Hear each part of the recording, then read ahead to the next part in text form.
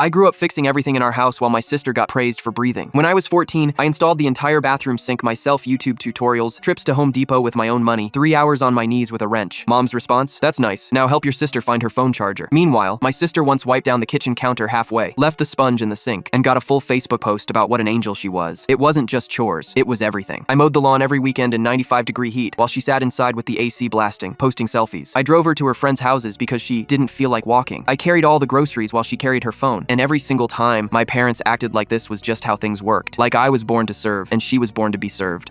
The worst part wasn't even the work. It was the way they celebrated her for doing absolutely nothing. She got straight C's and they threw her a pizza party. I got straight A's and my dad said, don't get cocky. Grades don't mean anything in the real world. She bought herself a coffee, and my mom posted about how independent she was becoming. I bought my first car with money I saved from working at a hardware store, and nobody even acknowledged it. I told myself it would get better when I turned 18, when I could just leave. But I stayed because I thought maybe, somehow, they'd finally see me. Maybe one day they'd realize I wasn't just the repair guy, I was their son. The breaking point came during Sunday dinner. We were all sitting at the table, pot roast, mashed potatoes, the whole setup. My sister was scrolling through her phone with one hand, fork in the other. Then she dropped it. The fork clattered onto the tile floor right next to her chair. She didn't even glance down. She just looked straight at me and said, pick that up. Not asking, commanding, like I was the help. I actually laughed because surely she was joking, but her face was dead serious. She even tilted her chin up like some kind of movie villain. My mom's head snapped toward me. You heard your sister. Don't be difficult. I put down my fork. She has 2 hands. Gravity works the same for her as it does for me. If she dropped it, she can pick it up. My mom slammed her hand on the table. Don't start tonight, just do it. I pointed at the fork on the floor. It's right there. She's not disabled. She can bend down and grab it herself. That's when my sister smirked and said the words that changed everything. Servants should know their place. Servants. She actually said that, and she meant it. That's exactly how she saw me. Not her brother, her servant. Before I could even respond, my mom grabbed her plate and hurled it at my face. No warning, no hesitation, just pure rage. The ceramic edge caught my cheekbone, and I felt the sting before I saw the blood. Salad dressing and lettuce splattered everywhere. For a second, I just stood there in shock, hand pressed to my face. My sister didn't flinch. She just leaned back in her chair and said, I told you, servants don't talk back. I didn't yell, didn't curse, didn't give them the satisfaction. I just turned and walked upstairs to my room, locked the door, caught my breath. Then I pulled out my phone and started taking photos. The 2 cuts on my cheek, the swelling already starting, the food still stuck in my hair, every single angle. Proof. 2 days later, it happened again. Family meeting at the dinner table. My mom and dad lecturing me about attitude and gratitude and family roles. I tried to leave and my dad lost it. He grabbed his glass of water and threw it at me. It shattered on the edge of the table, spraying glass everywhere. Pieces cut his hand, my sister's leg, and my arm. I stood up slowly, brushed the shards off my shirt, and pulled out my phone. I took photos of everything, the broken glass, the cuts on all of us, their shocked faces. Then I looked at each of them and said, thanks for the evidence. I walked out that night with 1 duffel bag, went straight to the police station, and filed a report. Moved in with a family friend who'd always told me I deserved better. Got a job in Seattle 2 weeks later and never looked back. Built my own life, paid my own bills, picked up my own forks. 5 years later, my mom emailed begging for money because they're drowning in bills without their live-in handyman. I hit delete without reading past the first line.